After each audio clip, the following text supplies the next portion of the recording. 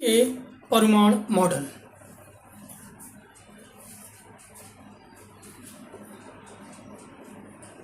Dalton के परमाणु model बहुत इंपॉर्टेंट है ये। चलिए इसको समझते हैं, अगर समझ लिया तो चलिए। डाल्टन ये एक साइंटिस्ट है। क्या है? साइंटिस्ट। ये एक वैज्ञानिक है। उसके द्वारा कोई खोज करी गई है। क्या? कोई खोज की गई है। उस खोज में जो मॉडल निकला उसके विषय में जानकारी लेना है परमाणु सहित। क्या? परमाणु से डाल्टन ने ये बताया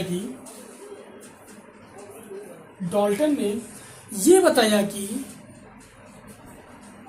कोई भी परमाणु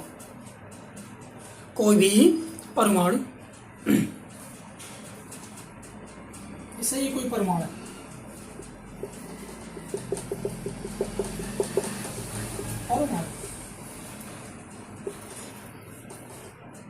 कोई भी परमाणु छोटे छोटे इलेक्ट्रॉनों से मिलकर बना होता है।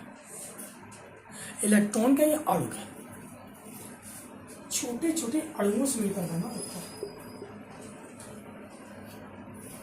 और ढेर सारे। क्या? परमाणु किससे मिलकर बना होता है? छोटे छोटे अणुओं से मिलकर बना होता है। वही डाल्टन ने ये बताया कि कोई बड़ा परमाणु है तो छोटे छोटे अणुओं से मिलकर बना होता है। क्या? छोटे छोटे अणुओं से मिलकर बना होता है। जब ये काफी ढेर सारे अणु एकत्रित या इकट्ठा हो जाते हैं, या ये कहें अपनी भाषा में कि इनको लेकर सब बिल्कुल एक सा गोल सा बना दिया जाए तो बिल्कुल क्या बन जाएगा? परमाणु बन जाता है। क्या? परमाणु बन जाता है। इसके बाद क्या है? इन्होंने ये भी बताया कि जो अणु है, क्या? अणु पृथ्वी पर पाए जाने वाले किसी भी वस्तु में विद्यमान होते हैं। या कहें कि पृथ्वी पर जितनी भी चीजें पाई जाती हैं, जितनी भी वस्तुएं पाई जाती हैं, उनमें सब में अणु उपस्थित होते हैं। क्या होते हैं? अणु उपस्थित होते हैं। चाहे आप जो कुछ ले लीजिए, एग्जांपल में पहाड़, मिट्टी, खेत, हर जो भी आए समझ लो, लोहा, सोना, पीतल, जो भी तुम्हें समझ लो, छोटे छोटे अणुओं से मिलकर बना होता है। अगला अणुओं की विषय क्या होता है?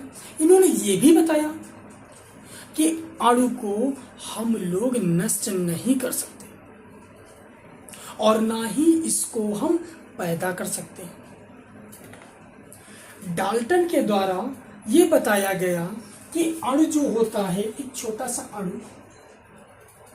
सा अणु, इसको हम नष्ट नहीं कर सकते कितना भी प्रयास करें, और इसको हम जन्म भी नहीं दे सकते या नया हम लोग जनरेट नहीं कर सकते। वो कैसे? अभी आप लोग सोचेंगे छोटे छोटे अणु हैं, इनसे हम एक ब्रिक्स या ईंट बना लेते हैं तो परमाणु बन गया। लेकिन सोचने वाली बात मैं ये बोल रहा हूं कि अगर आपसे कहा जाए कि आप मिट्टी बनाओ तो बना लेंगे? नहीं बना पाएंगे ना। तो डाल्टन ने बिल्कुल ठीक कहा है। डाल्टन ने यह कहा था कि कोई भी व्यक्ति अणु नहीं बना सकता, अणुओं से परमाणु बना सकता है, लेकिन अणु नहीं बना सकता और ना ही उसे नष्ट या खत्म कर सकता है या समाप्त कर सकता है। यदि कोई ब्रिक्स है या ईंट है, कोई पत्थर है, अगर उसको तोड़ते हैं, क्या करते हैं? यदि हम उसको तोड़ते हैं तो तोड़ने के बाद में पाउडर फॉर्म में कन्वर्ट हो जाएगा। बहुत तोड़ेंगे, नहीं तो छोटे छोटे टुकड़ों में बजरी जिसको बोलते हैं, कंकड़, उसमें कन्वर्ट होगा। उनमें से एक कंकड़ को उठाएंगे, पीस देंगे, पाउडर फॉर्म में बन जाएगा। फिर भी कुछ ना कुछ तो अणु रहेगा ना, कितना भी पतला कर दूं, कितना भी पीस दूं। तो क्या करता है कि अणु जो होता है इसको हम नष्ट नहीं कर सकते या समाप्त नहीं कर सकते, और ना ही इसको बना सकते हैं। ठीक है, अणु।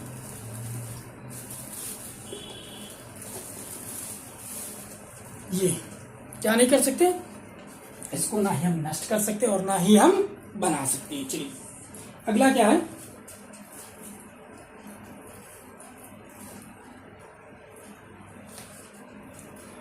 इसमें दिया गया है कि जो सबसे छोटा अणु होता है, सबसे छोटा अणु, ये सबसे छोटा, उसको हम विभाजित नहीं कर सकते। सबसे छोटा से छोटा भी अणु होगा जो बिल्कुल छोटा होगा या कहीं माइक्रोन में होगा, उसको हम और तोड़ नहीं सकते। इसके बाद अगर उसको तोड़ते तो अपने हाथ पैर बेशक तोड़ लें, अगर इसे पकड़ पटक रहे हैं तो उंगली उंगली फूट जाएगी।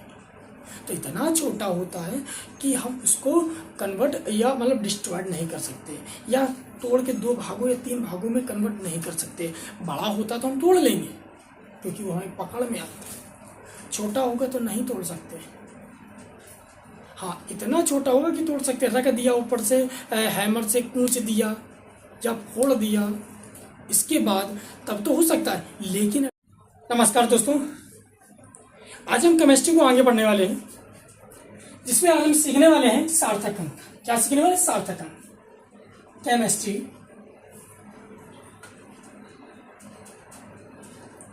फर्स्ट ईयर क्लास की है, ठीक है। सार्थक अंक, सार्थक अंक, ठीक। सार्थक अंक क्या होते हैं, इनको हम कैसे पहचानेंगे? चलिए मार्कर ले लेते हैं।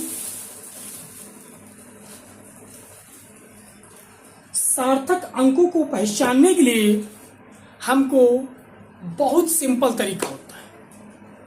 चलिए, सार्थक अंक क्या होता है कि मान लीजिए 2, 3, 4, 8, 9, 6, इन संख्याओं में हमें सार्थक अंक प्राप्त करना है। क्या प्राप्त करना? सार्थक अंक, या कहें कि सार्थक अंकों को कैसे निकालेंगे। बहुत सिंपल तरीका है, एक ही बार में आ जाएगा।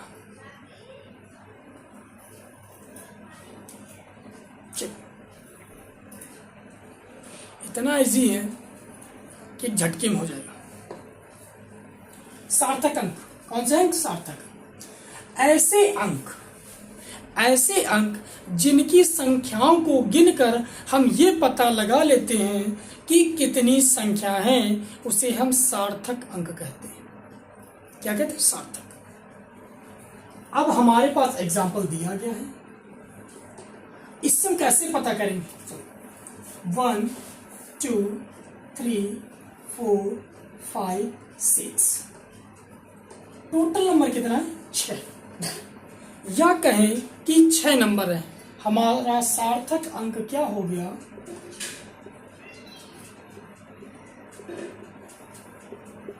6।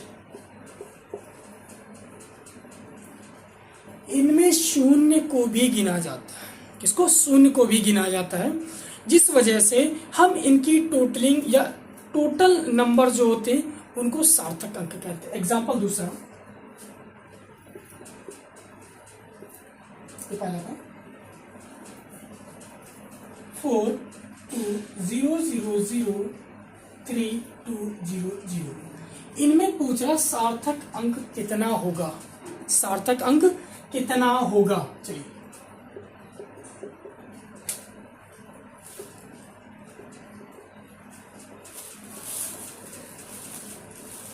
बताओ, सार्थक अंकों को बताना है। चलिए 1, 2, 3, 4, 5, 6, 7, 8 और 9। सार्थक अंक कितना है? 9। बस इतना है सार्थक अंक। क्या है? बस इतना सार्थक अंक कहलाता है। अगला हमारा टॉपिक क्या है?